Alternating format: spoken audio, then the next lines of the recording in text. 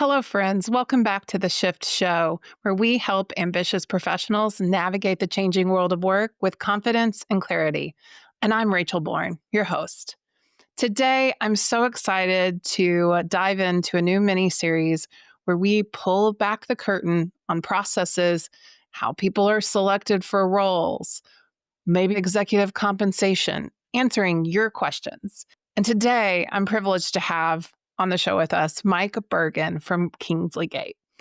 Mike is not just an expert in executive search, which is one of kind of the top DM'd questions that I get. He's one of the few people who can really pull that curtain back, help us see behind the scenes from some of the biggest search firms in America, and really help us understand what happens behind those closed leadership doors and how decisions are made. Mike, welcome to the Shift Show. Well, Rachel, thank you for having me. Really happy to be here. So, I am an executive search consultant, and I've been doing that for about 26 plus years. And started my career as a human resources professional with large branded companies, GE and Citibank specifically. I'm now, for the last 7 plus years, part of Kingsley Gate.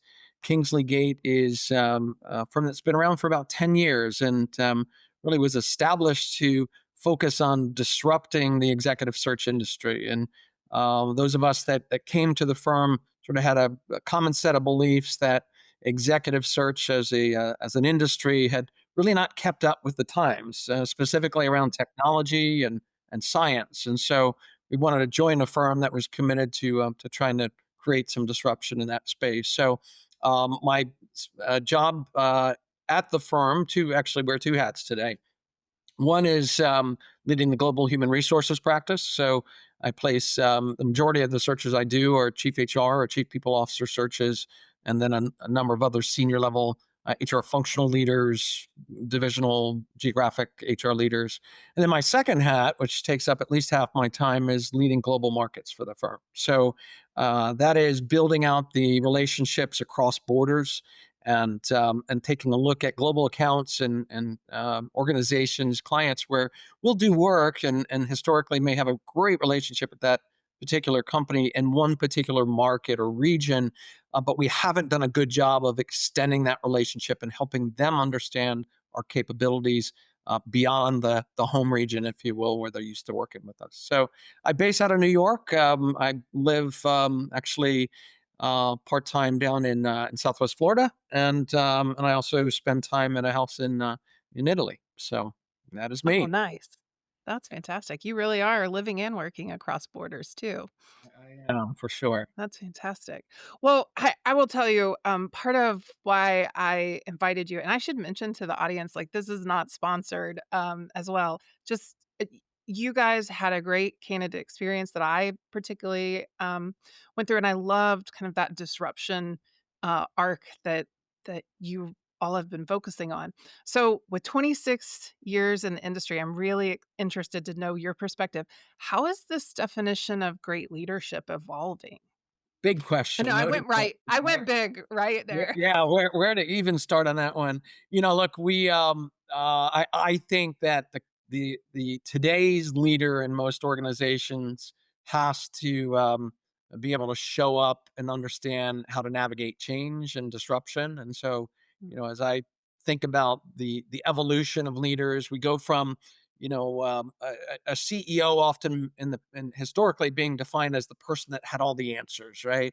The one that could solve all the problems and led by example and in all aspects of the role. That's morphed quite a bit, right? To the point where leaders have to be self aware enough these days and have the humility to admit that they don't know it all. There are just too many moving parts, if you will. And then make sure they're surrounding themselves with people who fill in those gaps, right? So it's important for somebody, a leader, and we're being asked by our clients to find leaders who sort of bring that resilience almost, right? They know how to kind of redefine and reinvent themselves and the organizations that they're leading. They've sort of been able to put aside the rigidity of always using the blueprint that worked yesterday, right? You think about some of the things that are hitting leaders these days, AI, for instance, right? Everybody's talking about it. dramatic changes on how things get done. So, if I take an HR leader, let's pretend it's a head of talent for an organization, and they for years, if not decades, have been in a company where there's been a very prescribed way of hiring. Let's say it's entry level talent off Hmm. college campuses, right? Because it was very clear what that pool of talent would do for that company. Um, with AI, there's a dramatic change to that expectation, right? Now got to redefine, you know, who do we want to hire and what are we going to have them do if we do hire them? Because AI is going to end up covering a lot of the things that they may have done in the past. So, I think it's that resilience, that being able to reinvent yourself, Hmm. bringing the humility and the self awareness that are defining great leadership today. Um, the last thing I'll say, Rachel, is there's no longer an emphasis on just the internal aspects of what that leader's doing, right? Everything is connected these days. So we're finding companies that tell us, hey, we're looking for somebody that is connected, that knows how to be stay very connected to the outside world, the external market, if you will, right? That poor decisions within companies are often reflected and reflected very quickly externally and publicly, right? And so Interesting. it's led to this sort of loss of faith, quite frankly, for people in general around leaders, whether they're in government or in companies, and so that awareness that the decisions they make and the things they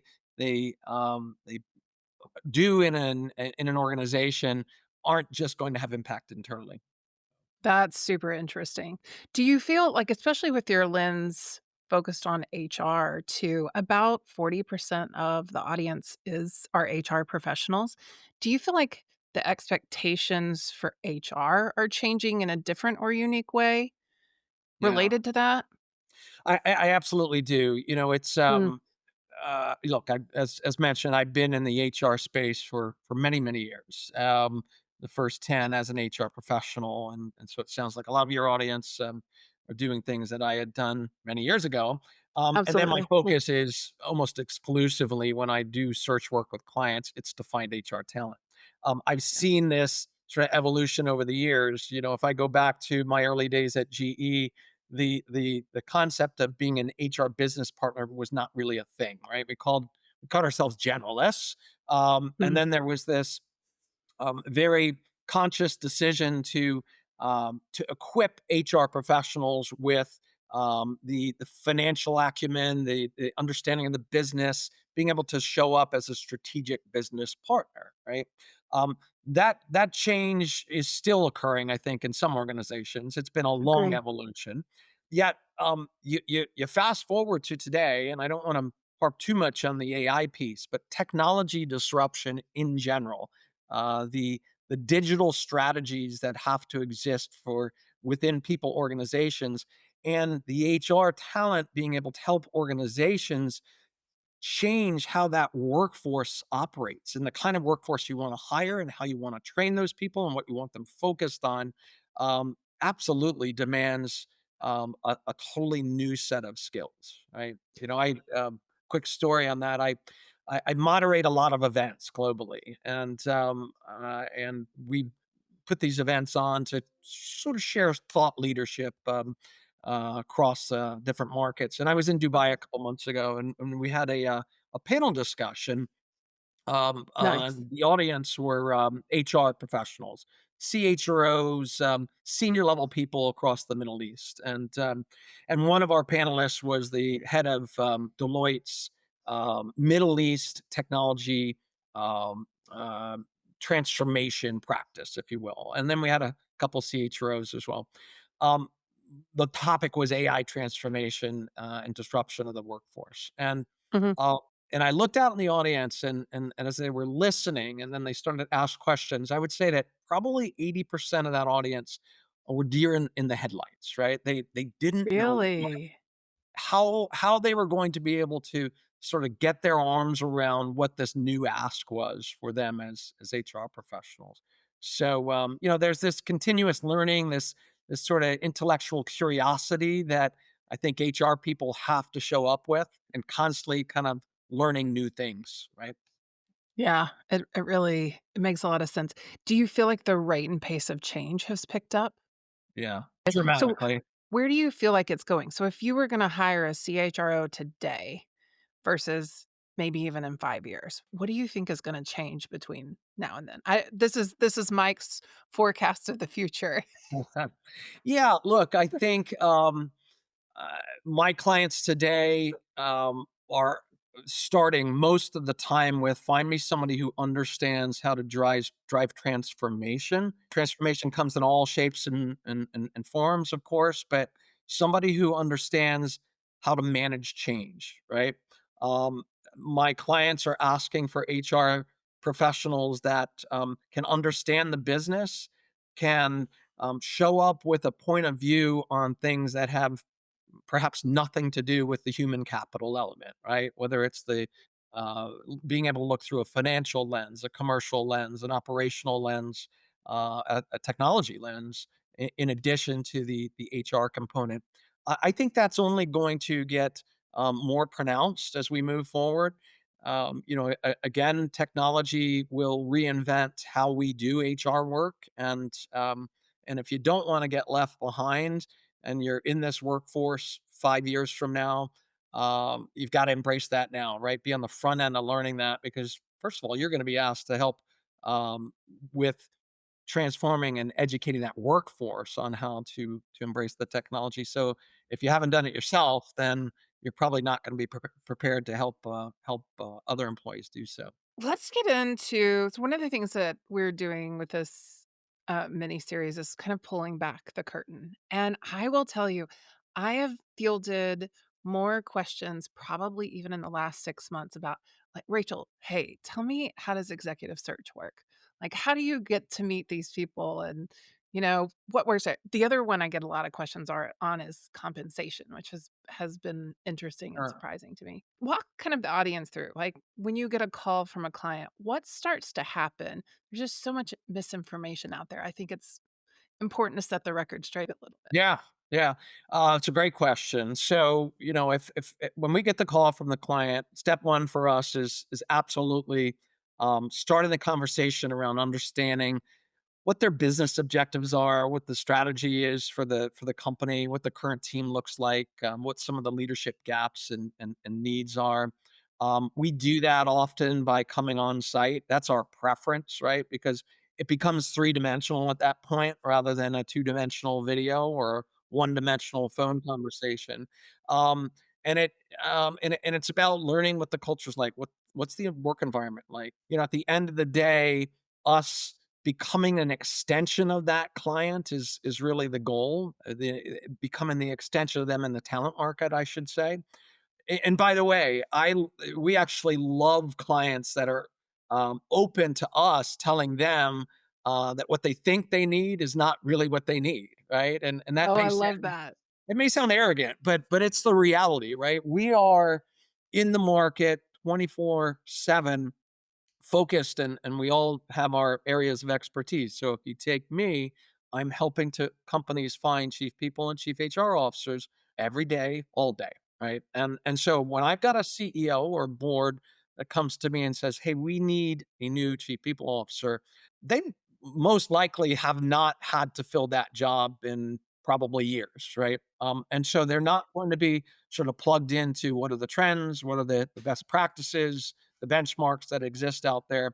When they're willing to listen and have us push back on some of the things that they think they need to be prioritizing that perhaps they don't, or vice versa, that to us is refreshing. We don't believe in transactions as much as we believe in holistically helping our clients to sort of take that opportunity, quite frankly, to take talent to the leadership that they bring into a role to the next level. So for us, the starting point is kind of getting that kind of broad, holistic view of the organization. Then we get into, you know, executing on the search, if you will, right? So for us, that includes a lot of technology, as I mentioned on the front end. We've got a lot of automated software tools that help us source, sort of find those A players in a much shorter period of time than historically search firms have done. We also have some bespoke technology that provides us with sort of the real data in real time that helps us map how various talent profiles might operate successfully or unsuccessfully within the context of the organization and the team that they're going to join. So there's some tools on the front end that we'll use to help measure and define what that is, and then we Oh, look for that's the alignment, right? so is that Um, like an assessment or is it a resume-based kind of profile? That's Yeah, interesting. no, it's a great question. Well, first of all, it's a combination of a couple things. I wouldn't call it an assessment per se, because some of the tools that we use aren't about saying, "Hey, you either have it or you don't." It's more about defining what makes you successful, right? So one of the things, as an example, that we focus heavily on is defining what we call decision making profile for the candidates that we bring up. So we sort of went out to the market. This is probably 4 years ago now, and we went out, and we worked with the Financial Times, it's a business called FT Longitude, and they'll go out and they'll do surveys and help you, sort of understand, different realities in the market. So we said, "Look, our starting point is we want you to help us figure out what makes, executives, senior level people, when they move into new jobs, what either makes them successful or what makes them derail, what makes them not succeed.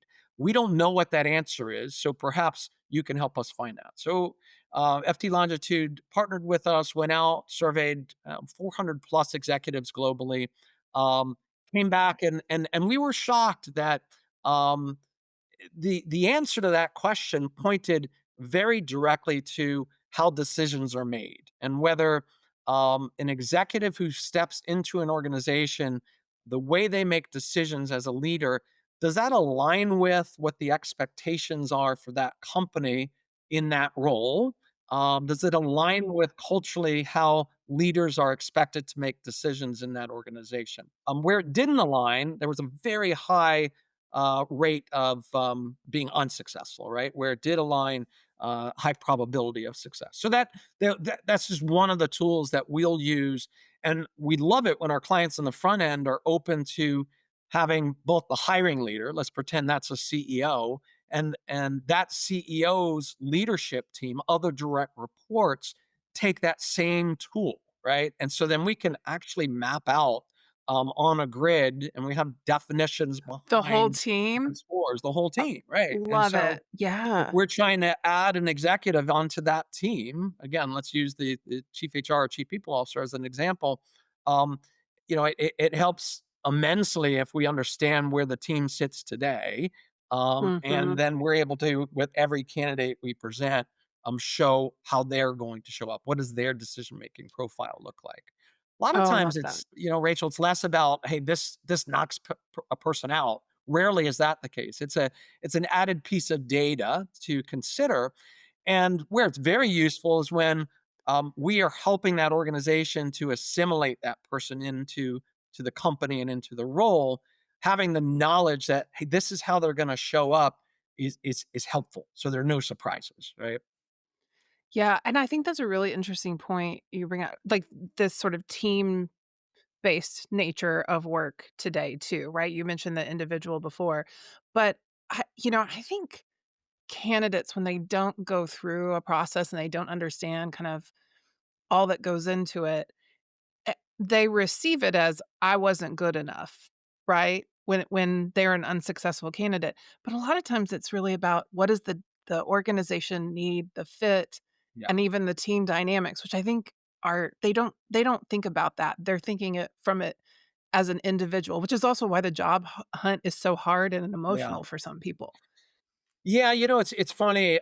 Those are tough conversations for me to have, right? When the runner up asks me, what was I missing, right? Or where did I not do well? That's rarely an issue, right? If you've made it to be a finalist in a search process, it's usually really nuanced, right? And quite frankly, a lot of times it comes down to the chemistry, especially at that senior level. chemistry with the leader that you're going to work for, chemistry with the team that you're going to work with. So it's that's a tough one, and I think sometimes people are too hard on themselves. I agree completely. Have well, and I didn't mean to derail your story of kind of what happens. You guys are using all this technology really on the front end to find the right candidate pool. Yes, we are, but what I wanna be very clear about is, the human element is so important, right? I don't think personally, I don't believe, and I don't believe most people that do a lot of hiring believe that technology will ever completely replace the need for people that, can, bring judgment to the table, bring good evaluative data to the table, right? There's something to be said for just meeting somebody face to face and being able to, if I've met that CEO client, for instance, and I know how they sort of operate, I know what they like to talk about, how they, how they sort of socialize over a meal, and then I meet the candidate. It's that sort of extra sense of being able to understand, yeah, you know what? They're going to get along well, right? They've got things in common. They like the same, kinds of restaurants. They have similar hobbies or families. That sounds shallow, but it's really not if you've sort of done the upfront work around evaluating the things like skills and experience and leadership competencies, and decision making, as I've added. That chemistry piece often is that tiebreaker. So the human element is a big part of what we do. We spend a lot of time. I like to typically do a full interview that, if it's video based, fine. I ideally like to then have a second follow up where I'm meeting somebody in person, sometimes over meal, which can be helpful. Yeah, I know that makes a lot of sense. So, is there any other things that you feel like the audience needs to know just kind of in terms of that process, like going through and tell us a little more about kind of that behind the scenes or even that engagement with the managers, coaching them through the process? Yeah. Sure. A couple, if I were to pull the curtain back, right? And by the way, I don't think it's as mysterious as a lot of people think. I think if I were giving advice to people on, how to show up, um, when they're going in for those interviews, I would start by saying preparation counts. It really does, right? If you've done your homework on an organization, the leaders that you're likely to meet, you've come up with some good questions, you're showing that curiosity, that goes a long way.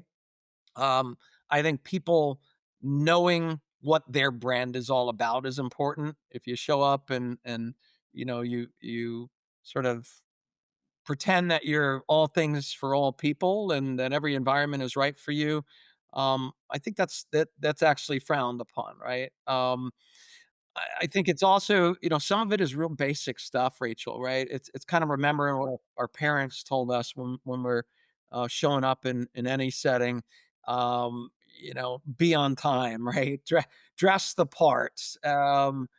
Be kind to the receptionist. We've all heard that story, right? You know, show energy and curiosity, and if you're in this video world, it's keep it professional, right? I can't tell you how many times I've interviewed people where you there's activity behind them, right? Whether it's a dog or a cat or a little kid running around, and you've got to invest the time in showing up right, because you typically will not get a second Yeah, chance at that, right? agree. Um, so Love that. So, have you ever advised a client to not hire a candidate after they've kind of gone through that and they're like, I want this guy? yes is the quick answer. It's a tough kind of look yourself in the mirror moment, right? Because you know, uh, if candidates done well and the client's ready to move them forward, sometimes they're at the finish line and they're thinking that's the one they need to hire, and we've got either data, and sometimes that comes through referencing. Sometimes that just is that thing gnawing in our gut that says there's something off here. Um, it's a difficult thing to do, but it's the right thing to do. So absolutely, we've had to tell clients we think this would be a mistake. Um, and and part of this is us, if I look at it selfishly, I don't want to place somebody that within 3, 6 months is going to implode, right? It's going to certainly damage the relationship I have with that client. It's probably going to mean that we've got to repeat the search and start from scratch. So we don't want that. We also have a vested interest in our clients being successful. So it does happen. I mean, we it's almost you develop this sixth sense sometimes when you're able to tell when somebody is truly interested and truly committed to make something work, right? Uh, there's definitely an element of window shopping sometimes with people where they're just trying to understand what their value is. They may be convincing themselves that they need to make a change when all's said and done, that may not be what they actually want, right? It's kind of that be careful what you wish for because you just might get it. Um, we can pick up on those things. We can pick up on, if we're reminded more than a couple times by the candidate that, hey, I need to get spend some time with my spouse and talk this through, and I'm not sure, and this is going to be difficult. We've got kids that we would have to uproot, and there's those little tingly things that go off when you see that. And it's in those situations more about telling the client, hey, this isn't a slam dunk, right? There's definitely some hesitancy. There's some signs. One of the things that people have to realize, and I think most of us do, these decisions are very emotional decisions. They're very personal decisions for people. It's not as black and white as we might think, right? And so there's a lot of stuff behind the scenes around the dinner table, right? That we can't be aware of, and we certainly can't control. And so when those pop up, we're looking to make sure our clients recognize that as well. There's a tendency for some tunnel vision, especially when you get towards the finish line with somebody that yeah, you've really fallen in love with, and you convince Yes. yourself that it's a done deal, and you're not quite there. I like to say it's not over till the butt's in the seat, right? It's the truth. That's the Yeah. truth.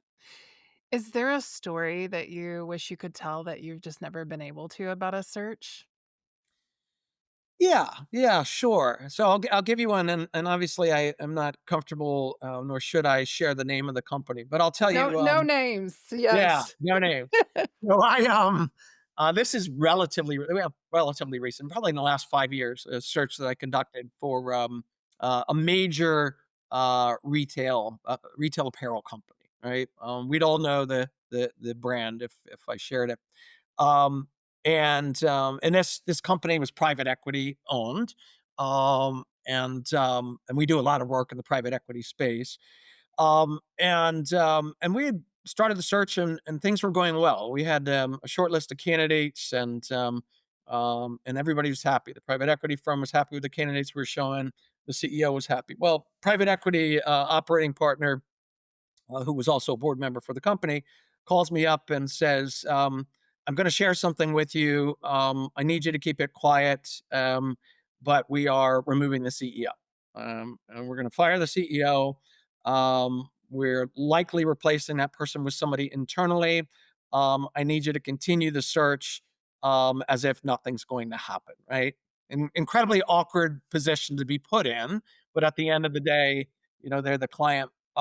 So we, for I think it was 2+ weeks, continued the search with the lame duck CEO, if you will, who we knew was unfortunately going to be terminated. And then eventually were introduced even before official word had gotten out, introduced to the replacement CEO.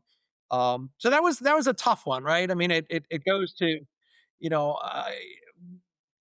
I've got my own set of values that are important, and it was probably one of the more uncomfortable positions I've been put in because I really liked the CEO. They were a good person, and they just didn't align with taking the business the direction that the private equity owners will take it.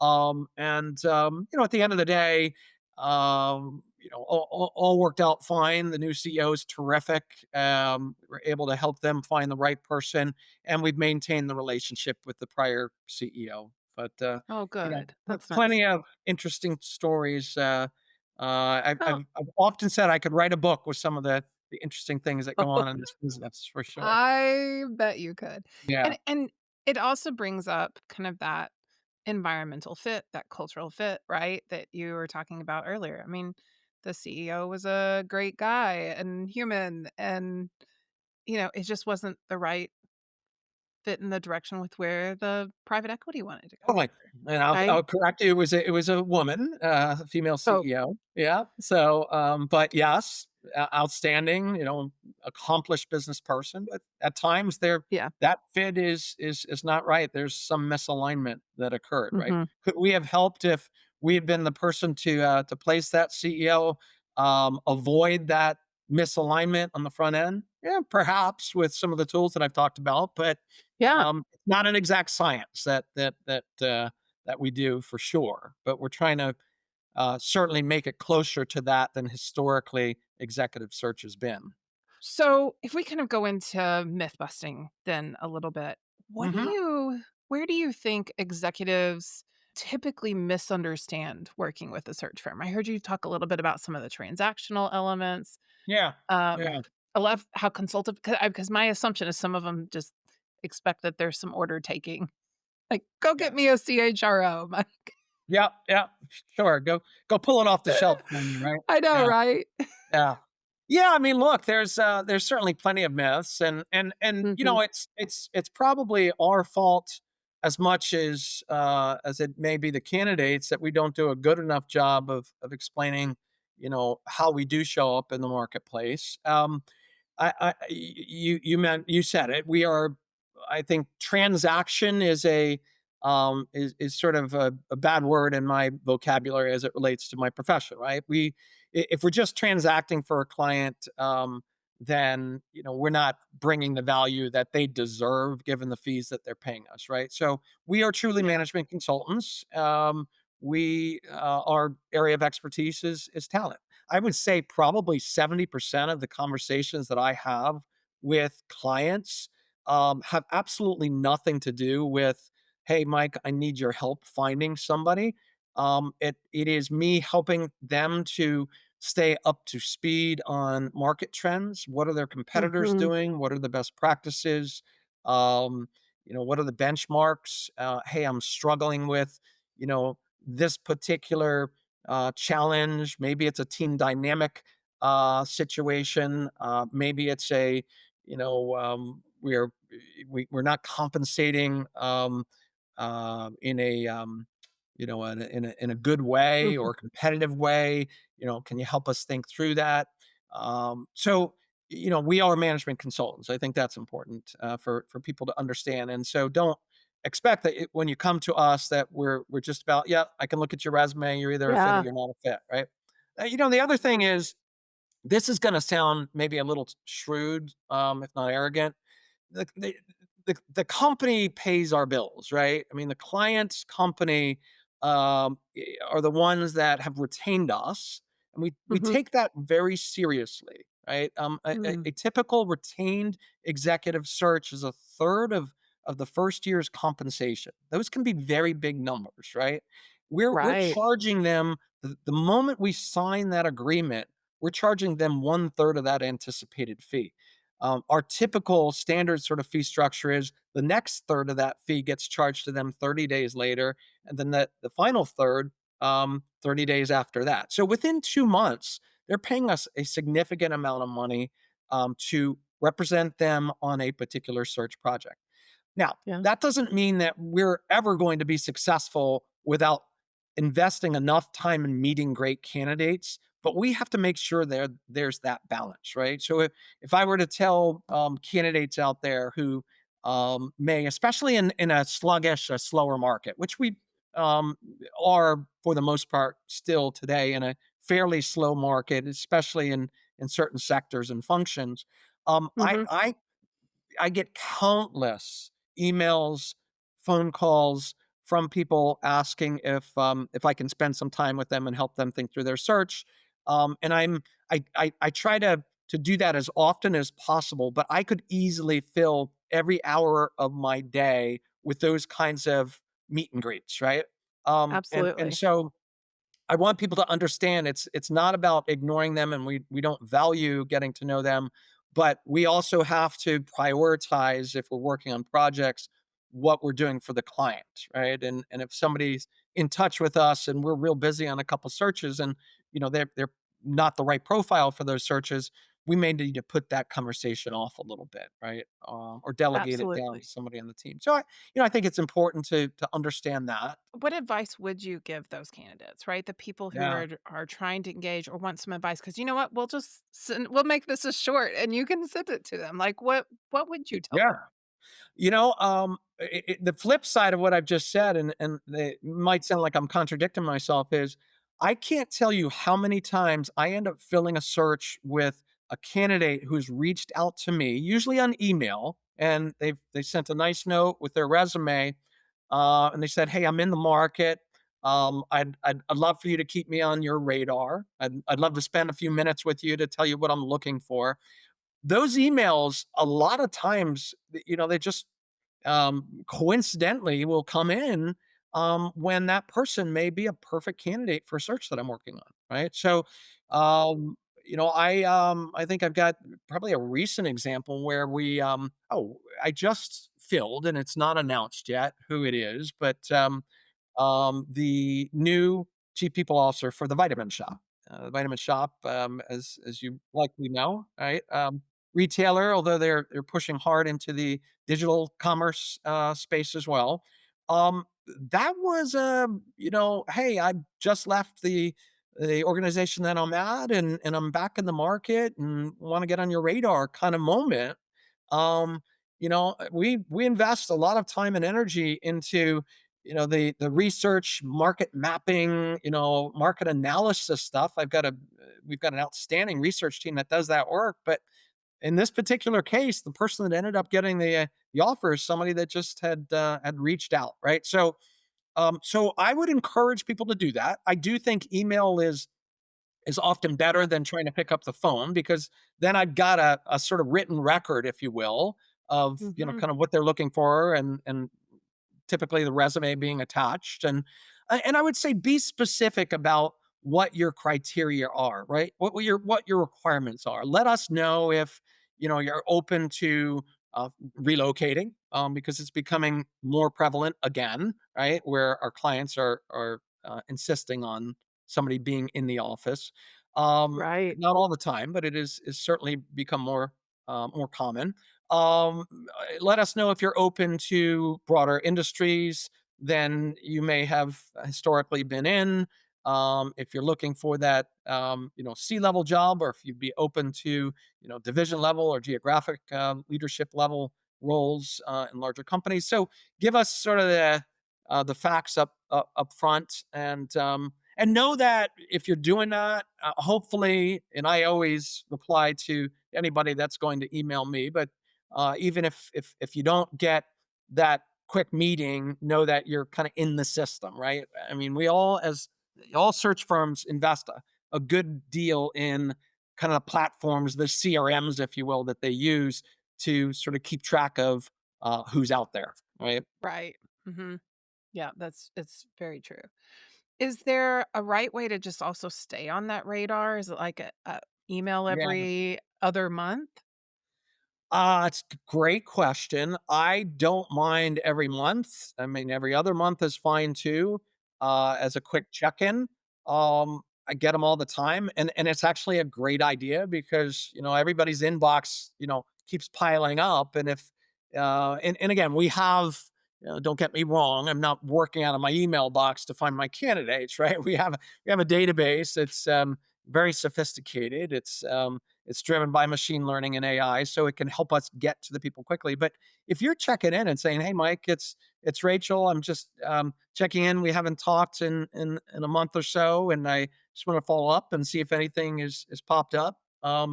absolutely a good idea, right? Because we're always going to have new projects that come up, and if you're sort of top of mind, because you've reached back out, great. Now, do I think you should be checking in every week? Probably not. I think, but if I make a habit of going back into my inbox, really on a daily basis, and sort of making sure that I'm not forgetting about something or somebody that might have been in touch 3 weeks ago. That's for me a regular practice. The other thing I would encourage people to use us for, is let us be a sounding board, right? Let us help you think through opportunities that you have, right? Perhaps you've got an offer, perhaps you're getting close to an offer, and it may be with a company that you haven't worked with us on the search. There's some value to that because if we're clearly going to come at that situation very objectively. If we're not the one representing you and representing the client, we can help you think through, does this make sense or not, right? Um, the other thing, and this is, again, this may sound a little self serving, but it's a two-way street, right? And so we pay our bills by bringing search work in. And so if a candidate feels like they've had a great experience with us as a candidate, we're really hopeful that they're not going to forget us when they need to make changes on their team, right? Quite frankly, and that's important. And there's nothing more frustrating than sort of being ghosted by somebody who you were very helpful to when they were on the beach looking for their next job, and then you can't get in touch with them. Don't make the automatic assumption that any time Mike Bergen or another search consultant calls that they're trying to get business from you. It may be to just check in and see how things are going in the new role, and just that, right? I have plenty of conversations with people, and I have friendships that have been built up over the years where I haven't received a search from them in 10, 15 years, but I still make a practice of checking in to make sure that they're doing well.